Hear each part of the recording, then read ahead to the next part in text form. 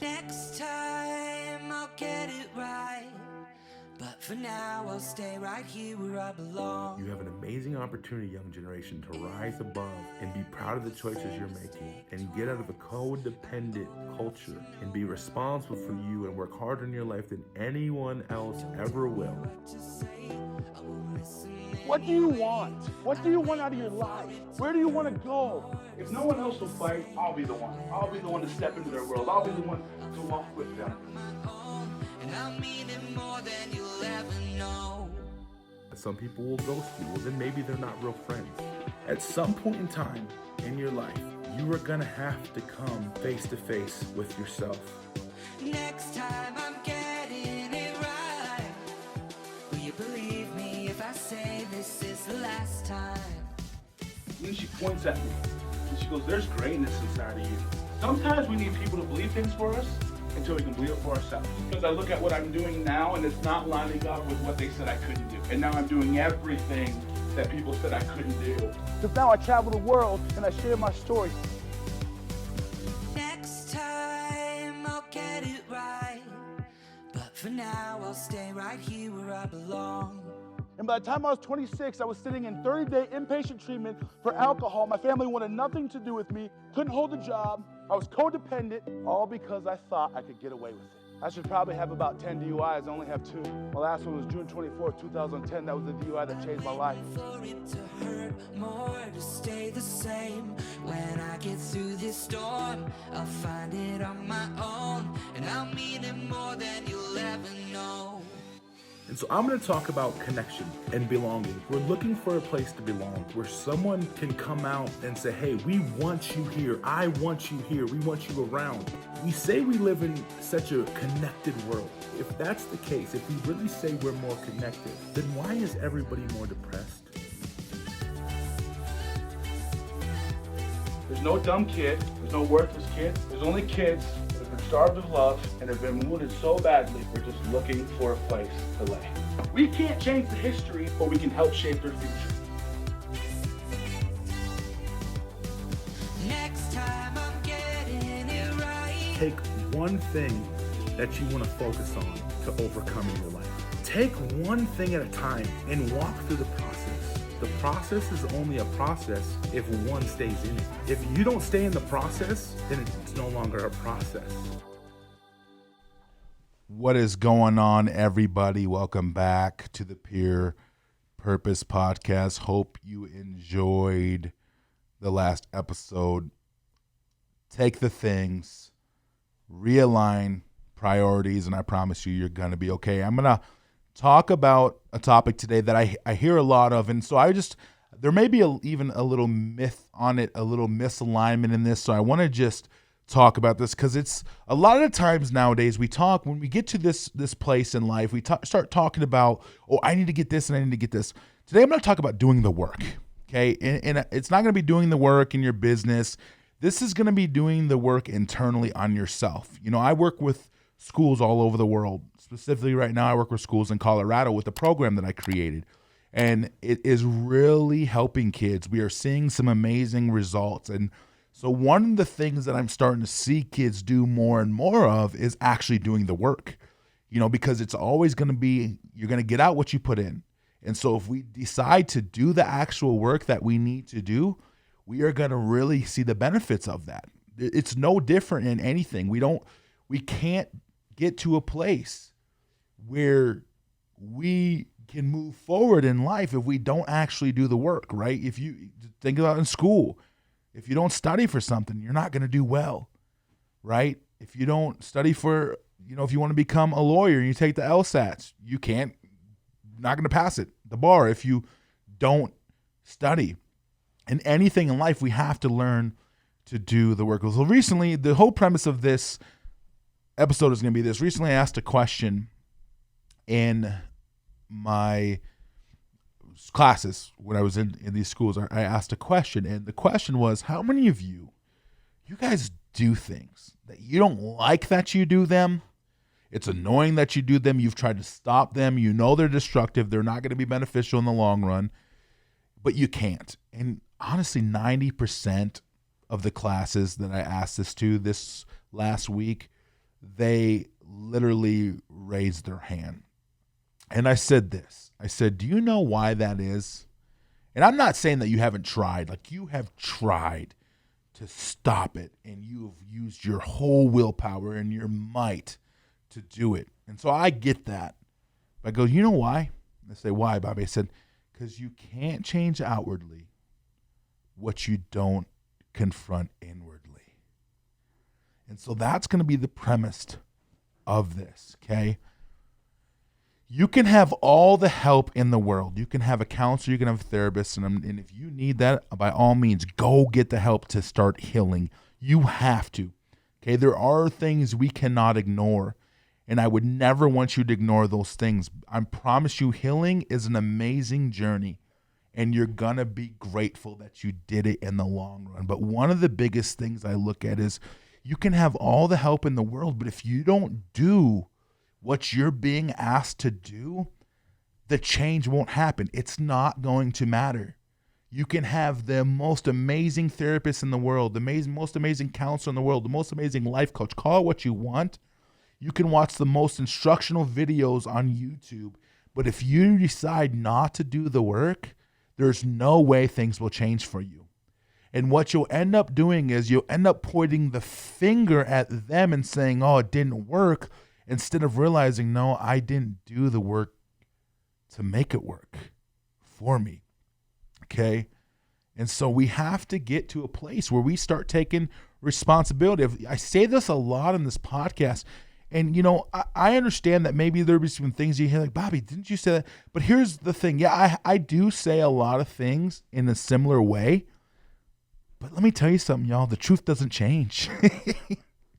The truth doesn't change. Truth doesn't change. So I can't change the truth. And I'm not going to. And so at the end of the day, when we get to these places where we understand this is the truth about the situation, the truth can't be changed. Regardless is you can't change outwardly what you don't confront inwardly. And at the end of the day, that's just where a lot of us go wrong. Because we think that, if we just do this and do this, it's going to change. Or we want it to change so bad that it's going to. Nope, not how it works. You have to put in the work. People ask me many times, Bobby, how'd you get here? And people can see on the surface, like, Bobby, what you're doing, it seems so simple. Dude, you have no clue the 8 years. And even the 3 years before that. Right? Like, you have no clue the work that I have put in and that I still continually put in on my inner self. I put in the work. Relationships. I have so many relationships in my life today. Relationships with administrators, relationships with teachers, relationships with people that work for me, relationships with friends. And, there's work that has to be put into those.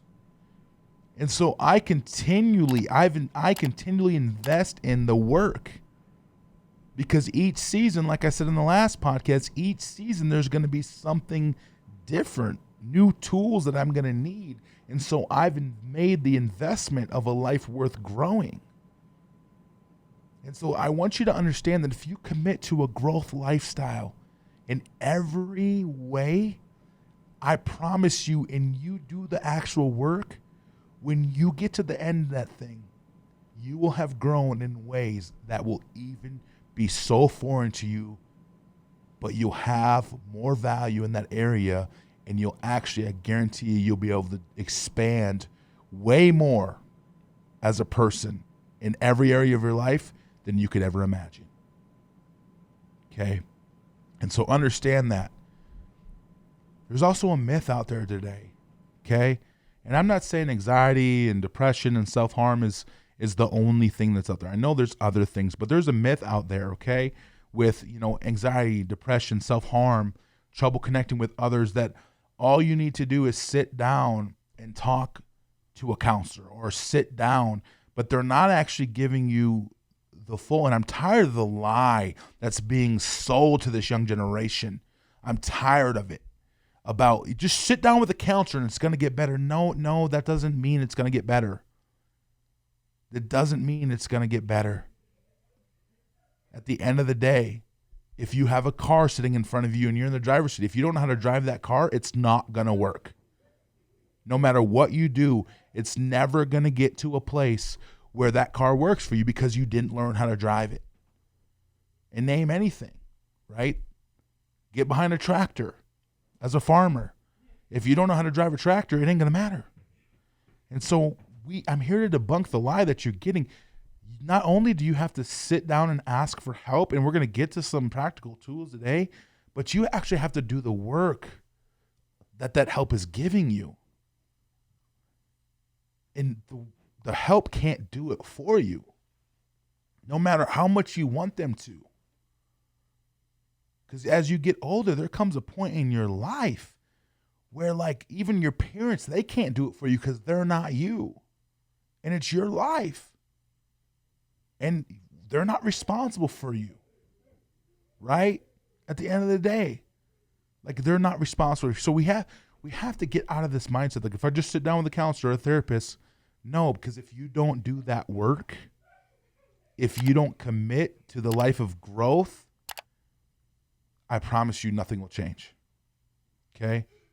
And one of the things I want us to stop doing too, not saying it's not real, because I know it is, but one of the things that I want us to look at is we have to stop wearing our stuff, our depression, our anxiety, or whatever it may be, whatever tag that they're going to give us. And again, I'm not saying pain's not real. I'm not saying that those things aren't real, y'all. Okay, I want you to hear my heart in that. I have had all of them. I have used to self-harm way, way long ago, okay? I used to have depression. I used to have anxiety, self-hatred, all the above, negative self-talk, all the above, negative cycles, all the above. I used to look at a lot of that, right? I've been there, so I know, but one of the things, we actually wear it as a badge of honor. We say, look at what happened.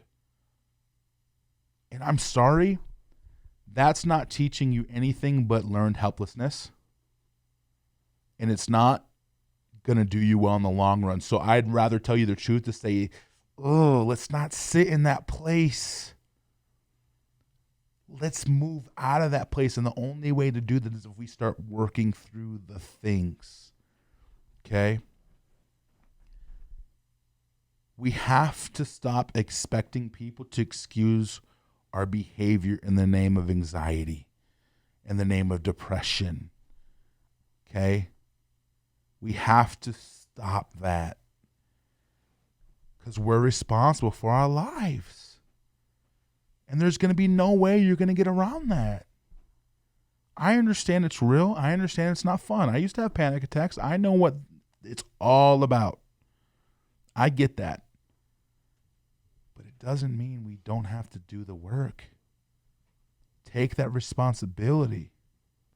One of the things that I think is part of this is the entitlement that I see in our culture today, in our young generation. And I'm here to tell you, like, that is not a life that you want to build for yourself, because entitlement will honestly get you to a place where you're going to be set up for a bunch of disappointment.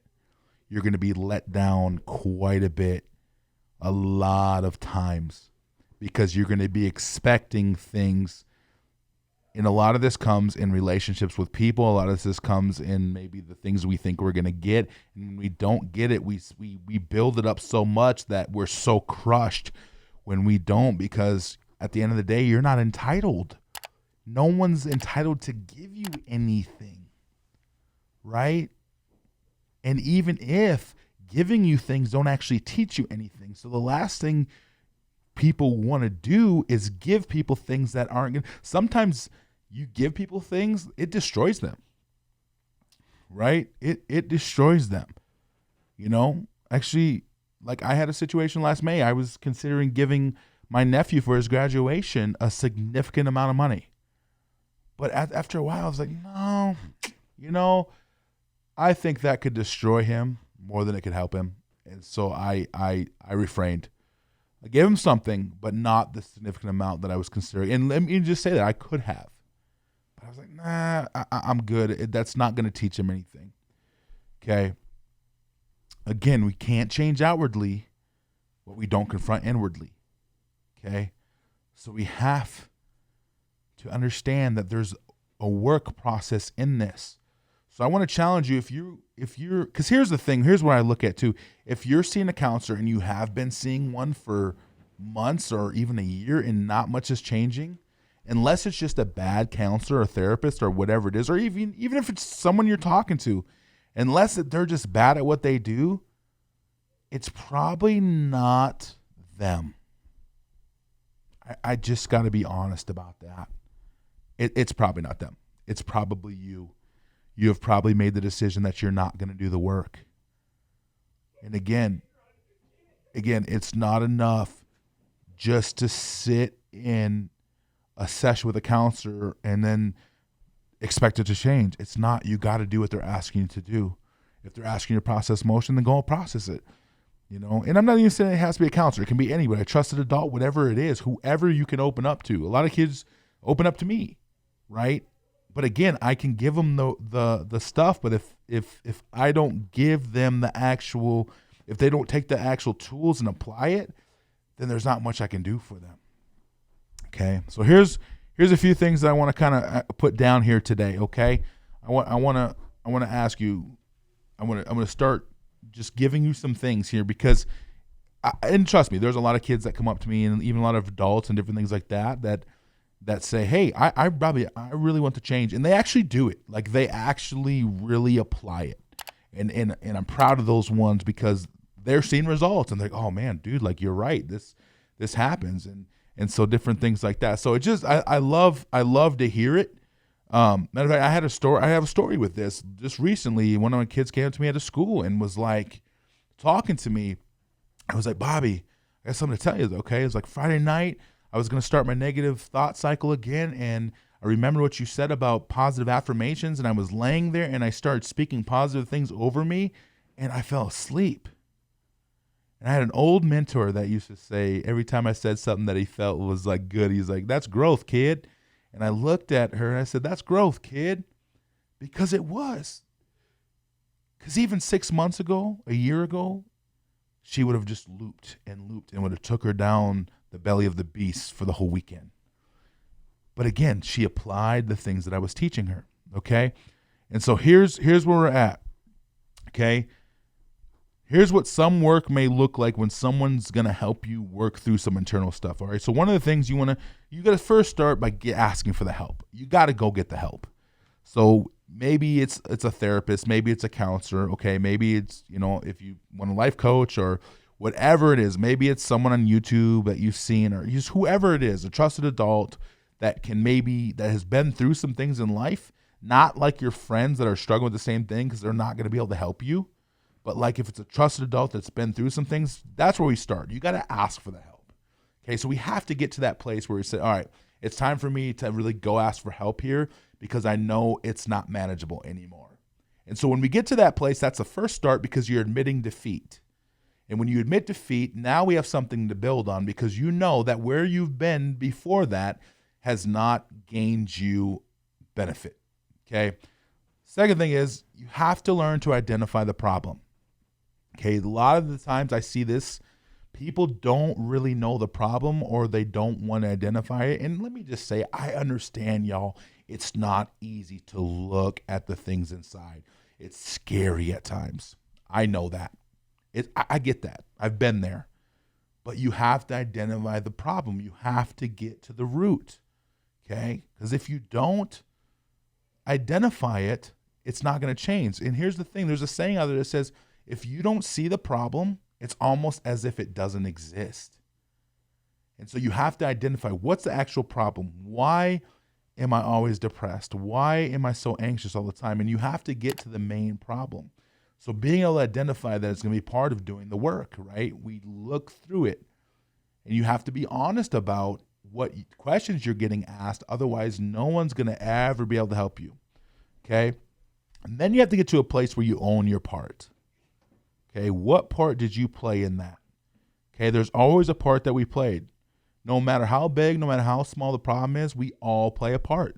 Even if you have a scuffle with someone else or a fight or argument, you played a part in it, right?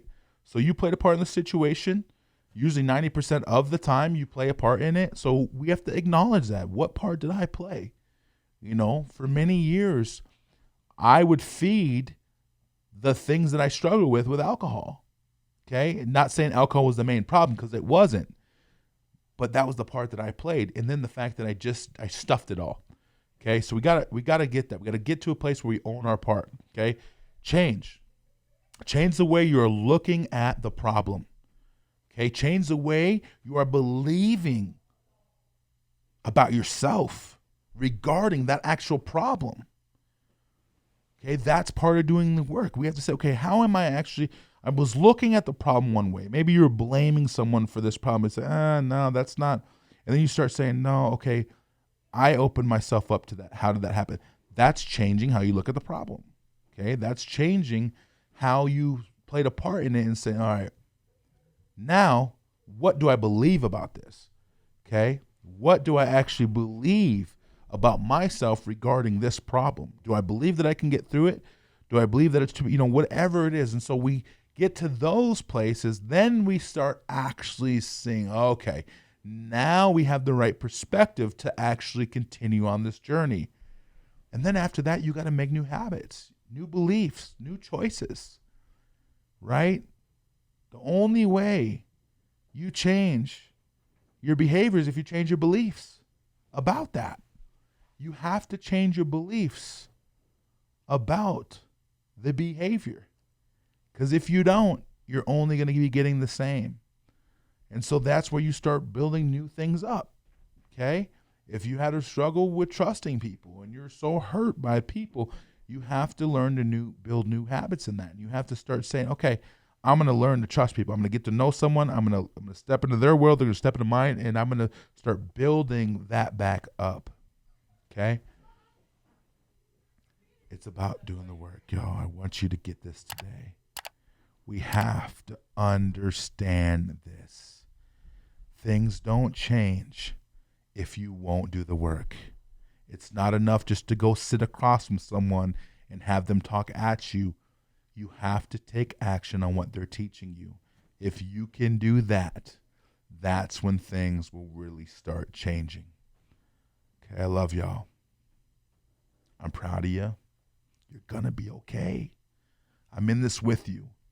So much gold inside of you that's going to help you walk the greatness outside of you. Continue to live whole in a full life because you are worth the investment. Keep climbing, and I'll see you next time. Next time